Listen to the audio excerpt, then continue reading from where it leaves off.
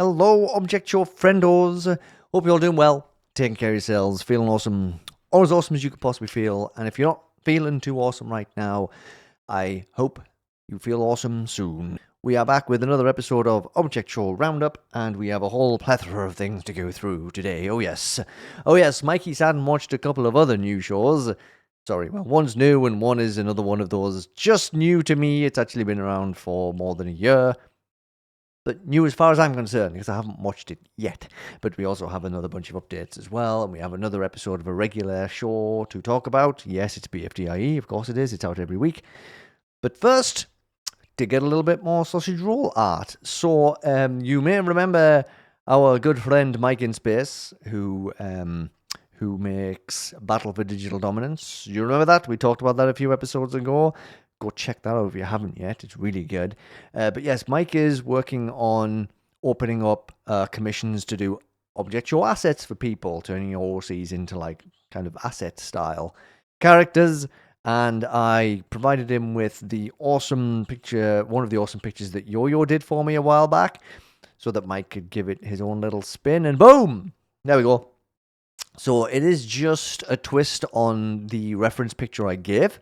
But I do really appreciate it. So Mike basically wanted some people's OCs to do some like kind of example references to use as kind of advertising for his asset shop. So hey, if you're looking for some assets, Mike's pretty darn good. I've got to tell you, there's a lot of awesome people out there doing this kind of stuff, but Mike does good work. Thanks for this, Mike. I know you were looking for these anyway, but I do appreciate it. Really good. It's really good stuff. Okay, let's roll on into some updates from people now. And we got another update from Phineas about Terra Academia. About a third of the way done with the final scene. Yippee! Wahoo! I was deciding how high-pitched I could go there. Here's some pictures of food I made recently because I forgot to take a screenshot for a sneak peek. Okay, I've got to say this. This is unfair. I am now officially restricting anybody from posting food pictures with their updates because I was waiting to eat my own supper when I saw this post, and then I was presented with this and this and this, and I was sitting there going, oh no, all this stuff that I really want to eat, and I can't, I've got no food in front of me. It's not fair, I tell you, it's just not fair. No one's allowed to post food pictures anymore, and you can blame Phineas. It's Phineas's fault. So we've had a couple of little teasers of Object Invasion 8 from Fusion, and we got like a full-on poster. Check this out. 18 personalities clash as they compete in a reality show for a grand prize. Their host, through outside forces, is forced to confront his past lives. Check out this cool poster. I love this. The stack. I love the contestant stack. And look, Deadpool's not dead anymore. Well, Deadpool hasn't been dead for quite a while. But it is interesting to see him there at the bottom of the pile. But yeah, we got a poster for OIA, which is brilliant. And also, talking about iPad being forced to confront his past lives.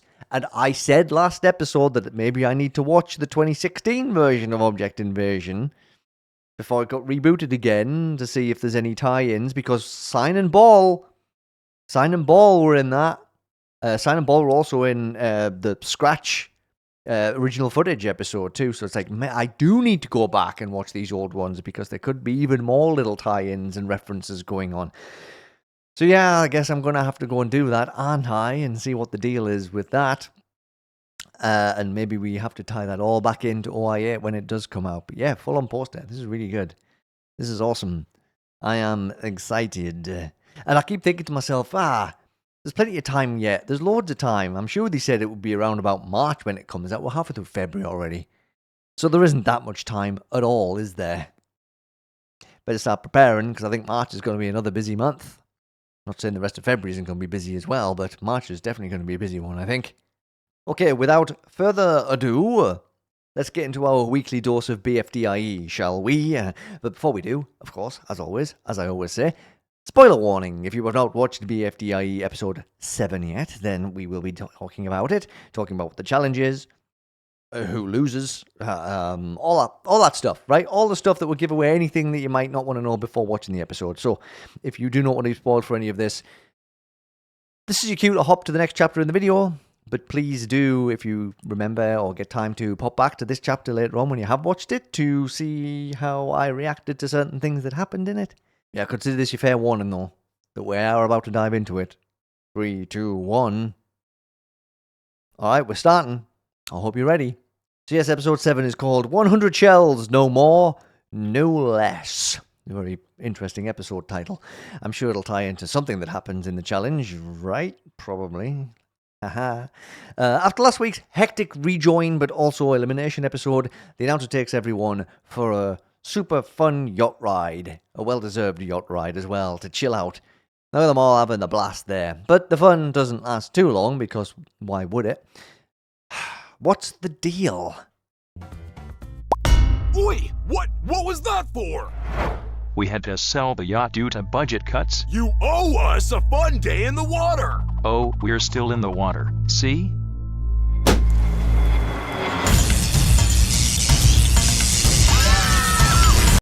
Starting to think the announcer wouldn't have so many budget cut issues if he didn't try and run so many shows at the same time.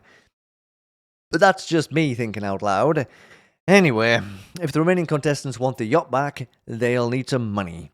And luckily enough, the announcer has a plan and a challenge for that. Inside this box are 6 pictures of things you can find at the bottom of the lake. The image you pull out is the item you must recover. No switching. Once we've recovered all 6 items, we can buy that yacht back. Oh, and the last contestant to bring me back their item will be eliminated. So, who has to get what? Well, Fern has to bring back a boat. Pretty large object, that one. Sticker has to grab a friendly fish monster, who might actually not be that friendly. Okay, maybe I'd prefer the boat. Sidewalkie has the super easy task of finding a very specific grain of sand. Alright, I'm starting to think none of these are actually very easy, are they? Toothpaste must bring back 100 shells. No more, no less. Haha, there's the episode title. And remember, no more and no less. That's what it says. And yeah, she isn't too happy about that. But then again, I don't think anybody would be very happy with what they've got so far. But anyway, she's so not happy about it that she needs to go and pick her enemy for the episode right away. You're my ultimate enemy now, Fern! And unlike the last 2 times, I'm not playing nice! Okay, well, I guess I gotta go in too. Stupid speck of sand could be anywhere in this lake. Stupid fish monster, way harder than everyone else's. Hey, Money, got any idea where this could be? As if I'm going to work with you after your betrayal. Besides, I have to go and collect. Wait, I never even looked at my hot dog. Why is he down there? I thought it'd be funny. Ooh, Toothpaste has latched onto Fern again in this one. And as for the final items to be retrieved, Needy has a sand castle, fully intact and underwater. Yes, don't ask. And Money has to retrieve Hot Dog. At least he gets a break from the TLC, I suppose. Underwater, it doesn't take Fern too long to find the boat. It is pretty large after all, but it is absolutely covered in debris. And despite Fern's workout session in the last episode, I don't think he's got the strength to dig this out too easily. Sidewalkie gets to work bringing grains of sand to announcer. This could take a while, but Sticker doesn't take as long to find the fish monster. Now all he has to do is not get eaten by it. Meanwhile, Needy has also found the sandcastle. Wow, so many people are doing so well already.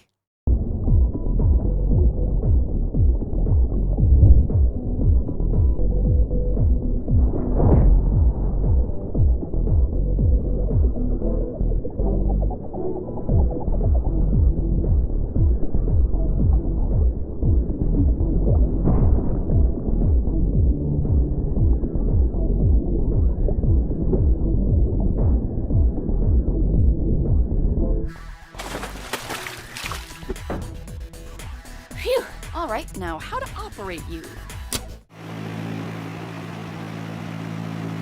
Okay, why are you doing that? Ah, so Sticker is hindering and helping here. Unwittingly, of course. Well, unwittingly at the moment anyway. But Fern is so close to being safe. He just needs to make boat go forwards instead of boat go backwards. Sticker then realizes that she can sabotage other players whilst bringing the fish monster to shore. We knew Sticker would find some way to, not cheat. Just play the challenge smart, that's all. Anyway, she does so with pretty good effect with Toothpaste. Sorry, Toothpaste. Sticker's just out here playing the game. What are you gonna do? Again, I do find this hard to call cheating. It's more just gaining an advantage when the opportunity presents itself. I really am a Sticker defender to the end, aren't I? So that fish monster bump made Toothpaste drop some shells, but she brings them back regardless, just to discover the caveat with her part of the challenge. Thank you, wait. This is only 96 shells. Please find 100 more. Wait, you're keeping the ones I just gave you? What ones you just gave me? Keep this up and you'll be on my enemy list, announcer box! It hikes. I mean, the picture she pulled out did say that. 100 shells, no more, no less. It's the name of the episode, and also the only way you can be safe, Toothpaste. Get back in that lake. Fern then asks Toothpaste for help. Toothpaste! Please help! I can't get this boat to shore! What? So you can betray me? Don't think I forgot that we're enemies, Fern. Better watch your back! I'd never betray anyone! Please just help me! Oh, great. That's useful. Oh, look. It's a sky ship.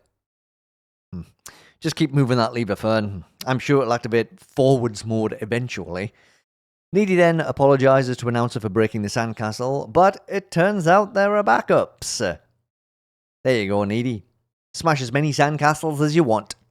But, maybe make sure it'll leave one intact so you can be safe. Elsewhere, Money finds Hot Dog.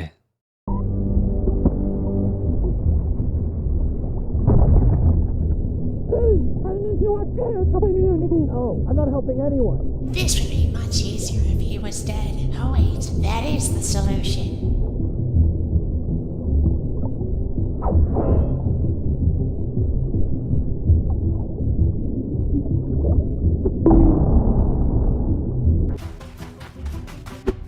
Money is safe.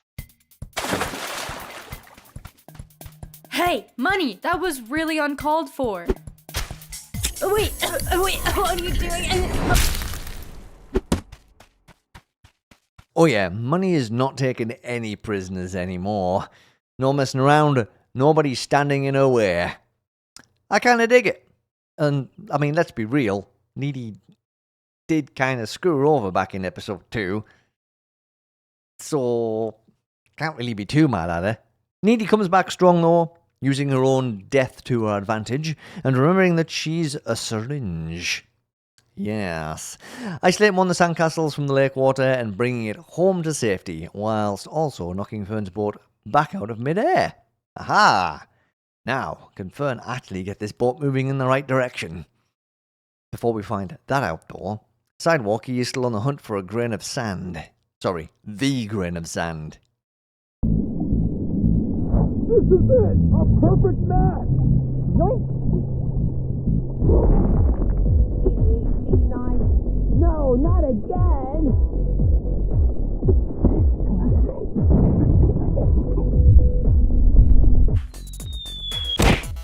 What's this? The perfect speck of sand? Sidewalkie is safe. Wow! Sticker is also safe. Only one spot left. Boo! Sidewalkie's safe. But yay! Sticker is safe. I'll take the bad with the good, I suppose. But now the nerves really kick in for me personally, because only Fern or Toothpaste can be safe now. Fern's my other favourite. But I do kind of like the menace that is Toothpaste. So I guess I could kind of take either one. I'd prefer Fern though. As Toothpaste surfaces from the lake with maybe 100 shells this time, she stops at the shore where Fern is stuck. What's with you? Can't get this boat back to shore. I'm gonna get out. I think I saw Sidewalkie just die, so no way he's safe. If you want to help me carry these shells, then I can help push the boat. Really? I thought we were enemies. Sidewalkie is a much more threatening player to have in the finale. Plus, I'm getting a little bored of being enemies with you, Fern. This is what, our third time doing this? Allies from now on. What do you say?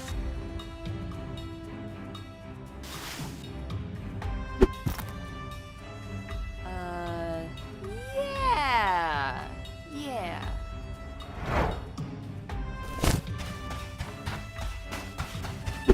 There! 100! 99. There's 99 here. But Fern wins. no! You did this, didn't you, Fern? You are my enemy for life! You hear me? For life! Today's cake for surviving is a shell. Fling, fling, fling, fling, fling. Why did they do that? No, Fern, why? I could forgive Sticker for being a little cheat because, well, we're used to him and that behavior at this point. But this one kind of hurt. Even if Fern would have been out if he hadn't done that. But he would have been. Either way. Hurts more when you remember that Fern told Toothpaste that he never betrays anyone earlier in the episode. Ooh. But also, I mean, yeah, I do still love Fern. But this really puts a whole new spin on things. Hey, maybe Sticker and Fern can create a new Cheaters alliance. That'd be interesting. Then I'd worry even more, though, because they're my two favourites to be working together, and you know that would end up going wrong somehow. Oh, yeah, and this episode was advertised as a Sky episode by Jack and Jellyfin, by the way, so that felt like a big ol' lie. Well, right up until the post-credits sequence, anyway. See, isn't a hot air balloon much cooler than a yacht? You're welcome, guys. This is cool and all, but, I'm worried about... About what? Budget cuts? Yeah, exactly! Budget cuts!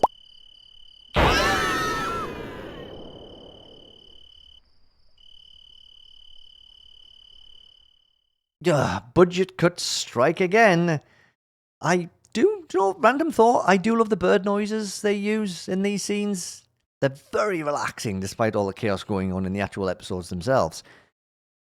And that's the end of BFDIE for another week. Only 5 contestants left, and 2 of them are on my favourites list, so that makes me happy. That ain't too bad. Getting down to the final 5 and still having 2 of my original 3 faves. If you recall, I had 4 faves. I'm sorry. Ooh, I'm not going to tell you which one I originally forgot there, but I did have 4. So having 2 of the last 5 in there, not too shabby. Beach Ball and Jammy, I'm sorry. You didn't quite cut it, but... Ooh, Sticker and Fern. Wonder how much further they both get. Oh, if one of them wins, I'm going to lose it. So yeah, this was another really fun episode, though. It didn't feel like there was as much to focus on as there has been in the last couple of episodes. Obviously, we've still focusing on, like, Needy's still trying harder now, so she's still in that kind of mode. Money is still playing very much by her own rules and, like, gonna literally kill people if she needs to advance. Sticker still, quote-unquote, cheating. I guess there was character development with Fern. Fern has very much been kind of play the game, try not to mess around with anybody else's chances, but this episode, Fern directly responsible for Toothpaste getting out. But of course, if Fern hadn't done that, then Fern would have been out, so it was a kind of a do-or-die scenario. It's interesting, though. It's definitely character changes, so we'll see how that goes as we get further forwards. But we're really getting down to it now. 5 contestants left, that'll be 4 episodes left. Only 4 more weeks of BFDIE content. It's flown over. Okay, hopping over to the pilot episode of a new show from one of the regulars around here, actually, Jay. Race for Austin, Texas. Yes, just came out just a few days ago. Really short little pilot episode. We're going to dive into it. I will say spoilers. I mean, there's not a whole bunch of stuff, but if you want to go in totally not knowing anything about this, but you want to check it out, then hop on to the next chapter. But yeah, I had a lot of fun watching this one, so if you do go and watch it, maybe pop back and listen to my musings on it. But let's get into this, shall we? So yeah, as I said, Jay was probably my first regular supporter, actually, since I started doing the OSC stuff here. So this pilot coming out was a nice little woo for me, and I had to go check it out. And it was really fun. I appreciated the little message that we get at the start of the video says made by humans. I like that. In a world where, Gen AI is becoming invasively prevalent, it is always nice to have a reminder. There are still so many real people out there pouring their hard work and effort into making things like this for us to enjoy. So kudos to you there, Jay and Simon, two peeps who worked on this. And the episode starts off in a store where our main character, Austin, on the right here, is talking to his best friend, Jeremy, the VHS tape friend. Well, he's not just talking to him, he's looking for some advice. Now I've graduated and have this official You Can Make a TV Show permit, I don't know what to do. Make a TV show. But what about? Austin, you're surrounded by TV. Literally, there's like 5 of them right behind you. I'm sure if you just look around, you'll end up finding the inspiration for your show. Listen, it might sound silly, but inspiration always has to come from somewhere. And a lot of people do take inspiration from other media. Look at me. All I do is watch object shows, and I'm full of energy and ideas. Okay, there may have been at least one lie in that last sentence. But honestly, if you ever feel inspired after watching something, reading something, looking at something, go and create. Even if it's terrible, nothing's terrible in my opinion, but even if you think it's terrible afterwards, do it anyway. Just do it. Just do the thing. Get it out there. Get the inspiration and creativity out of your system. And then keep doing it. No idea why I'm so full of inspiration today. Anyway, Austin takes his pitch to a TV studio. And this right here is my favorite joke in this whole episode. May I pitch a television reality show, please? Is it a sequel, reboot, prequel, or spin-off of an existing franchise? No. Then have a nice day. Doesn't that just speak volumes about the entertainment industry? I know. It's a joke that's been made before. And of course, there are still original things being made. Of course there are. But you have to swim through a lot of slop to find it sometimes.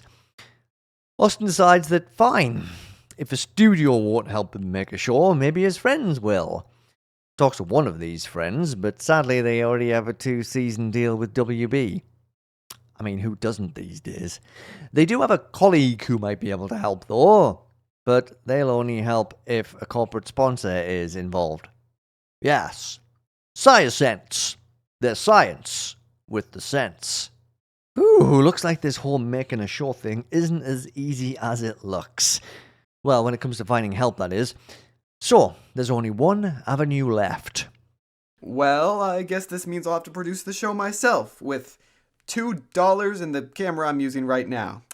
Sounds good enough to me. $2, a cheap camera, and a dream. That's all anyone needs. Now it's time to meet the contestants. All 7 of them. There was meant to be 24, but apparently this is what happens when you hang around a bar at 3 p.m. hoping people will wander in. Oh, well, I guess 7 is better than 0, isn't it? They seem like a charming bunch. Can't wait to find out more about them. Alright, now that's out the way. Austin, what is this show all about? You 7 are very important to me. Meet me at the Texas Capitol at noon tomorrow, and we'll begin the race. Any questions? But what is the prize? To be determined. How long will the race last? Also, to be determined. Will I be reimbursed for the hours of practice I'm missing? Because I swear, if you don't... Yes,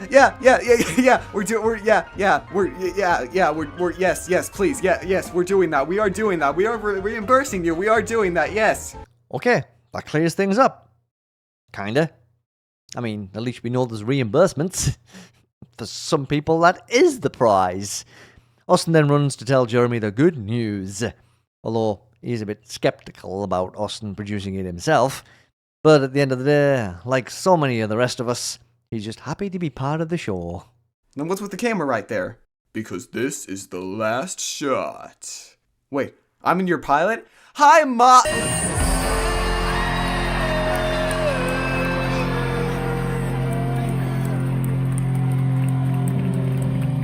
I love the classic credits cutaway joke as well. We really did have everything in this one. This is great. Absolutely unbridled chaos. I loved every second of it. The use of real-life backgrounds and having the show like be set in the real world. That's a really cool angle as well.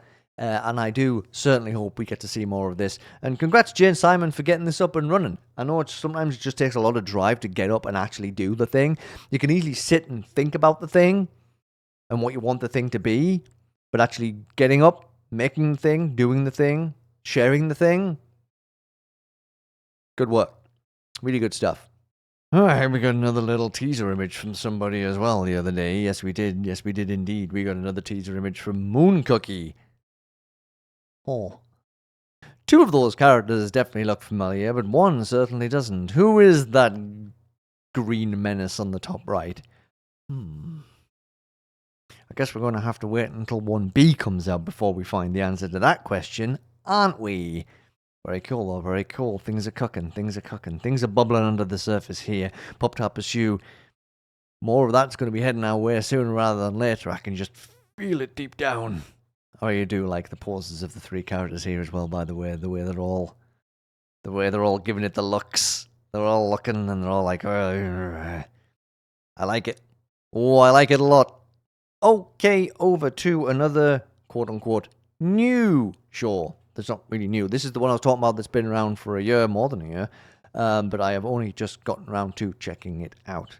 And that's because the creator of the show, TDOliver, swung on by and told me about it. So thank you for that. And again, this is one of those things, it's like I can't always guarantee I can get to stuff super quick, straight away. It just kind of depends on my schedule, how things land everywhere else outside of me doing these recordings. But I check this out.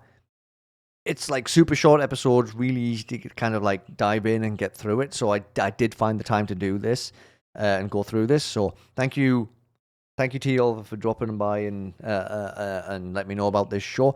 We are going to dive through all of the episodes and seasons so far. So, spoilers, if you have not watched 20-secondly Object Show, and if it's on your list for some reason, or if I happen to mention a show and you haven't seen it and you suddenly decide, hey, I want to go and check this out before I listen to Micah waffle about it, then go check it out and then come back and listen to me waffle about it. There's 3 and a bit seasons so far, but the clue's in the name here, 20-secondly Object Show. Every episode is 20 seconds, give or take. Roughly about that. So you can get through all 3 full seasons and 5 episodes of season 4 so far. Like 20 minutes, just over 20 minutes. I mean, it's not a whole bunch of effort to get through it all. So go do it. Go watch it. It's really good. And it's got good threads running through it. And it's got fun characters. And go check it out. And then come back.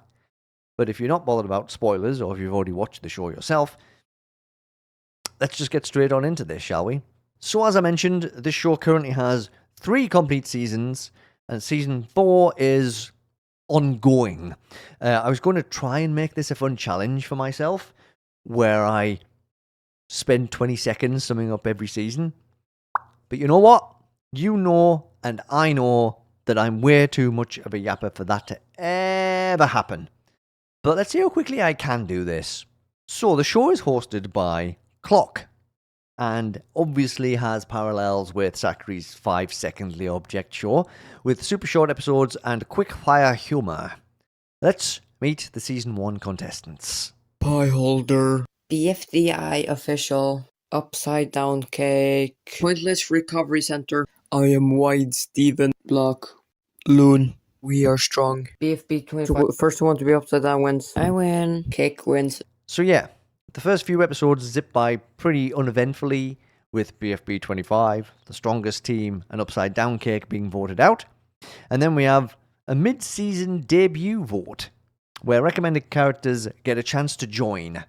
Let's have a look at this rogues gallery, shall we? Hey guys, I'm not gonna lie to you, I kind of hate it here. I'm a duck crap. Vote for me, Pitchfork, also known as Goals. 3. Please vote me before he takes me! Come to IKEA. I'm evil. Vote. Yeah, quite a selection of objects there. And in the end, it's Closety who gets to join. Which is a relief, because otherwise whoever was chasing after them would have surely gotten a hold of them. Closety survives for another day. We then get one more what you could call a regular episode, with BFDI official being voted out before we get a surprise villain. I will take over your show. Yeah. How will you do that? By using my gun! Wait, what? Now that I've taken over the show, I'm putting everyone up for elimination. Guys, how will we stop her? Don't worry, I have an idea. Look, it wouldn't be any kind of object show without a villain out for vengeance, now would it? So, Clock is out of the picture for now, and our new host throws everyone up for elimination. And but in the next episode, Clock is back already. Apparently being shot in the face. Get it? Clock face, actual face, Clock face, actual face. Do you get it? Apparently being shot in the face isn't enough to stop him. Anyway, he came back from the dead to kill ghouls, which Pointless Recovery Center helps him to do. I'd show you how they did it, but honestly, it's way too gruesome to share with you all. I'm so sorry. It's just way too much. This is a family-friendly show, don't you know? Good job helping out there, though, Pointless Recovery Center. He deserves a prize for that, surely. Thank you, Pointless Recovery Center, for helping me. Of course. But you're still eliminated. What? Turns out the prize was elimination. Honestly, only included that clip because it's my favorite elimination. Something about it just made me crack up so much. The next episode includes the first instance of Clock singing someone to their doom. And this does become a bit of a theme. Pie holder, you are eliminated with 7 votes. Wait, please, don't take me. And then in the next episode, Closetty is voted out. Wait, no! He's gonna take me! Help! No! The episode is about to end, so whoever gets the most votes wins the show. And we got the payoff from what Closetty said when they were up for joining the show. Person chasing them got all of them. That's it. That was the punishment for being eliminated. Wonder if we'll ever see them again. Or any of the people who got eliminated, actually.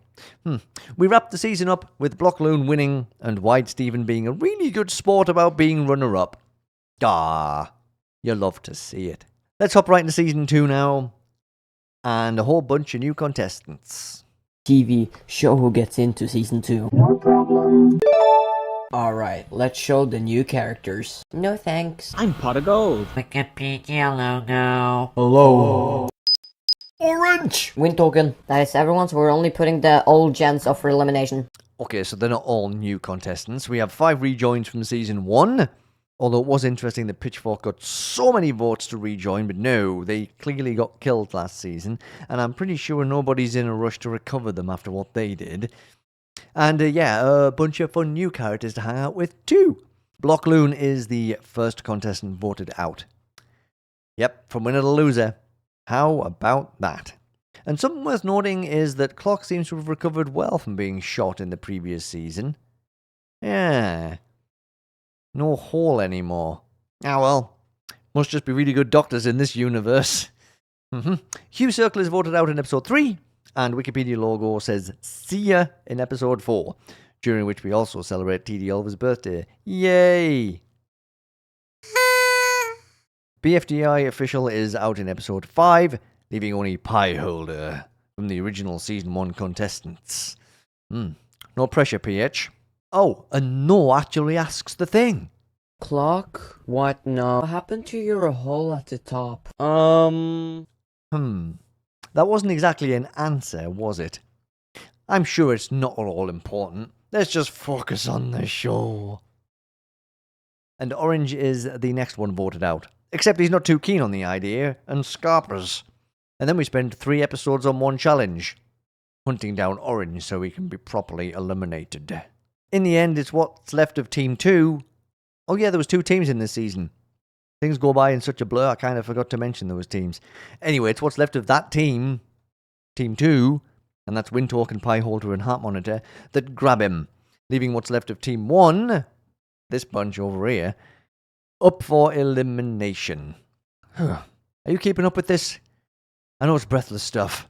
Pot of Gold gets voted out next, and both teams do such a terrible job with this next challenge, coming up with team names, the Clock puts them all up for elimination.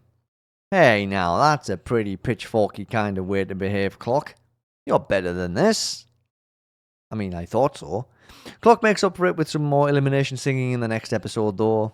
Elimination time. TV show the vote. Heart monitor, you are eliminated. But to be honest, you haven't really done anything at all. Plus, you're pretty useless. There will be a debut, so recommend a character. Such an angelic voice.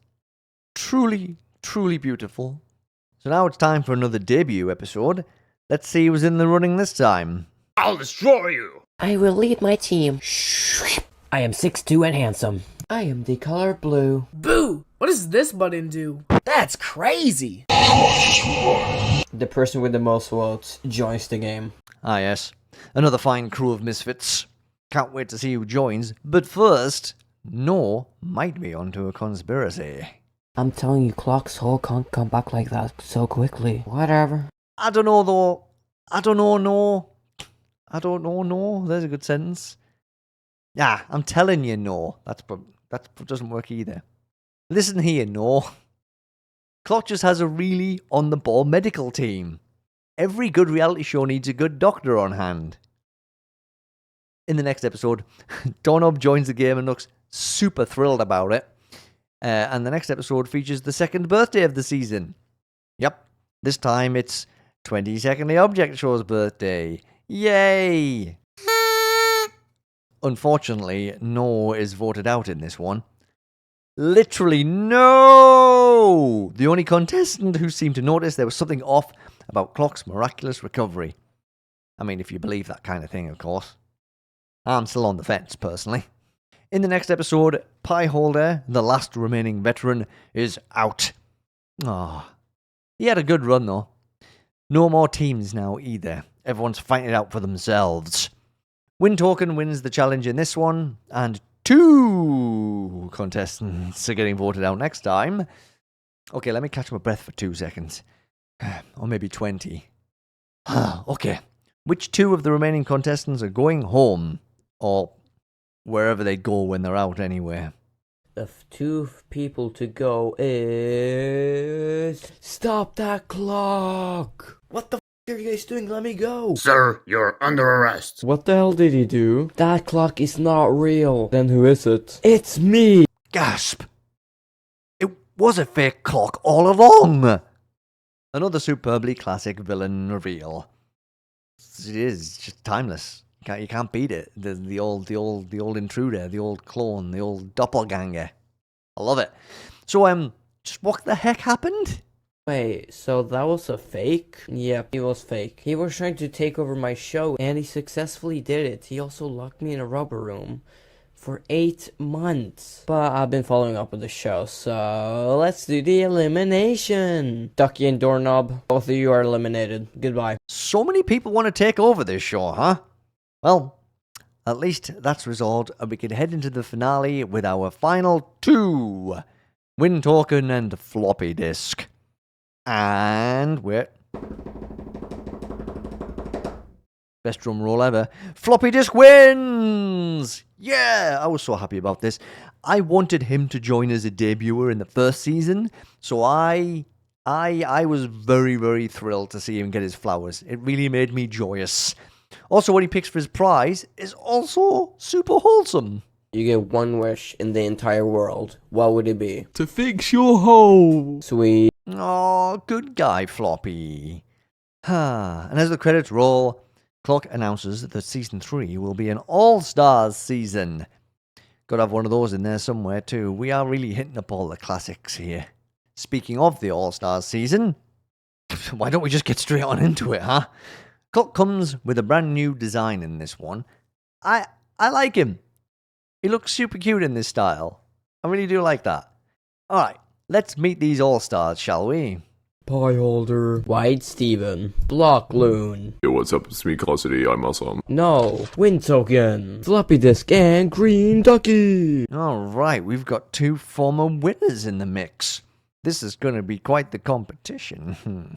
White Steven wins the first challenge to win immunity, and right on episode 2 with some more of Clock's delightful singing. 22nd the Object Show. Elimination time. It was almost a 4-way tie, but 1 person got 1 more vote. It's Green Ducky. Oh, farewell, Green Ducky. And in the next episode, Closety is out. Farewell, Closety. Just on a bit of a roll here, though. Let's see if we can speed this up a little bit. No is out in the next episode. No. Again. Followed by Floppy Disk after that. No. Again. Although, he did win season 2, so I guess I can't really complain. He won one.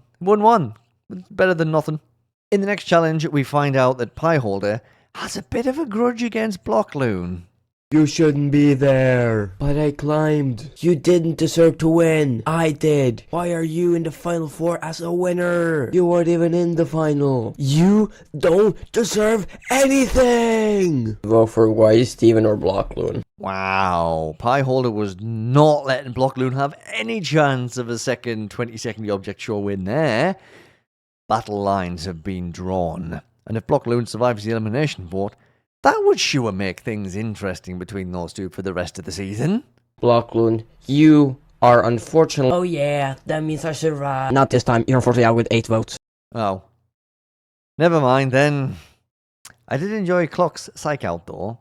Make a Blockloon think he was still going to be in. Because that's what he did in season 1 to him.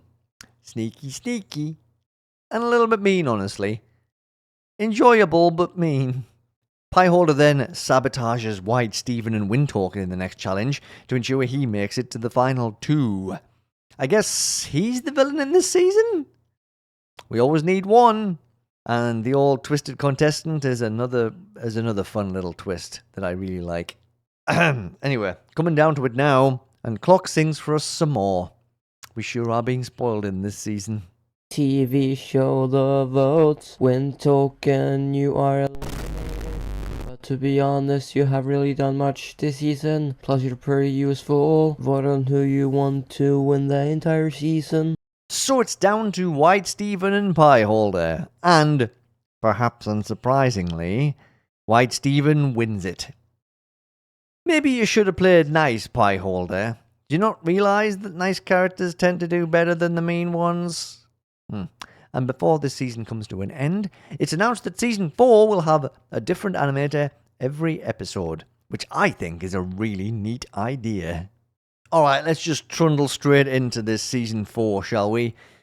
I'm also going to give shout-outs to the animators for each episode as we go here. So, Episode 1 was animated by Beautiful Blaze. And as always, let's see those contestants. Wheel them on out. Season 4. I'm the boring one. Hi. I arrested the fake Clock. I'm basically a hero. It's me, Closety. I'm awesome. What's up? Boom! Hello, everybody. My name's Emerald. Hi, I guess. But when I win a 20-1.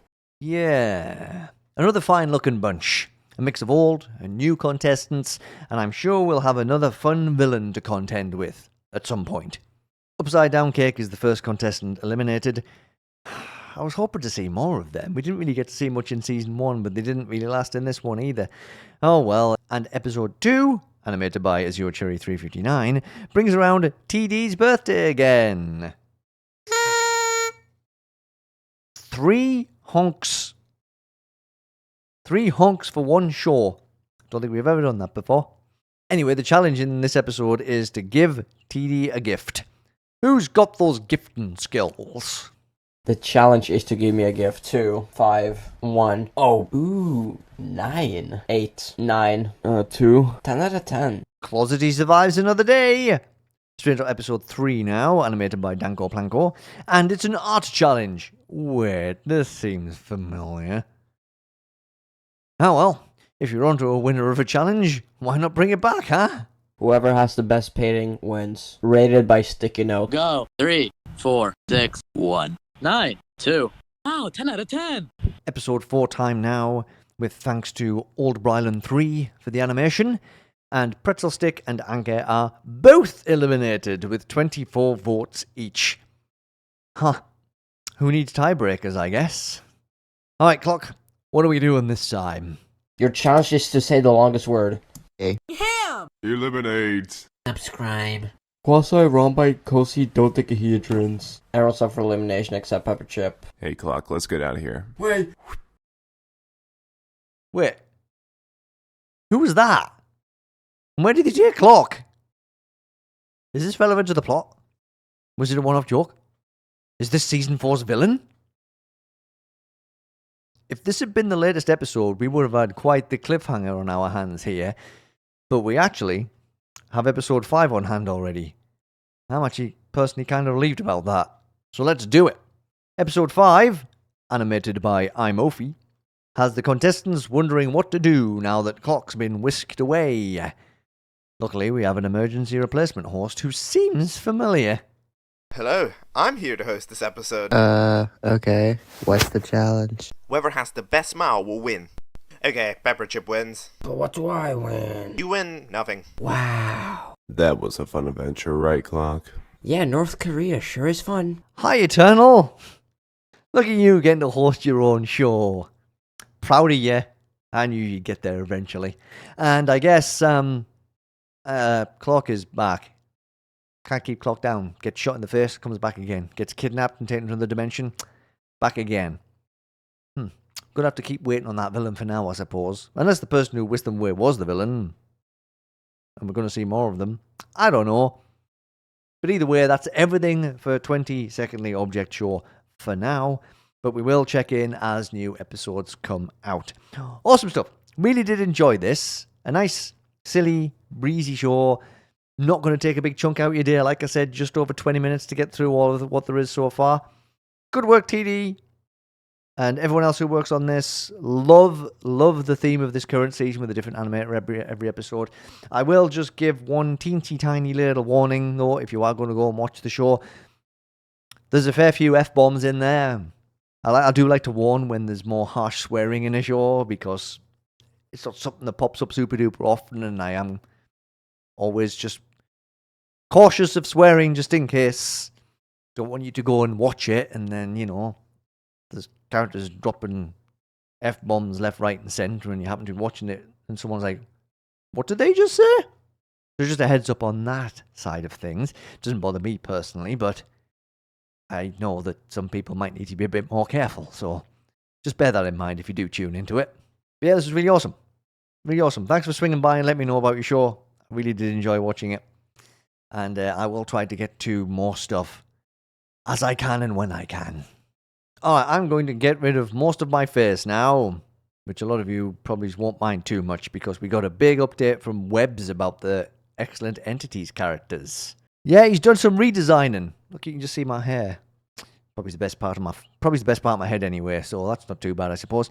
Yes, so as you can see, it might not be easy to see straight away, and I didn't have time to put a side-by-side together, so I do apologize for that.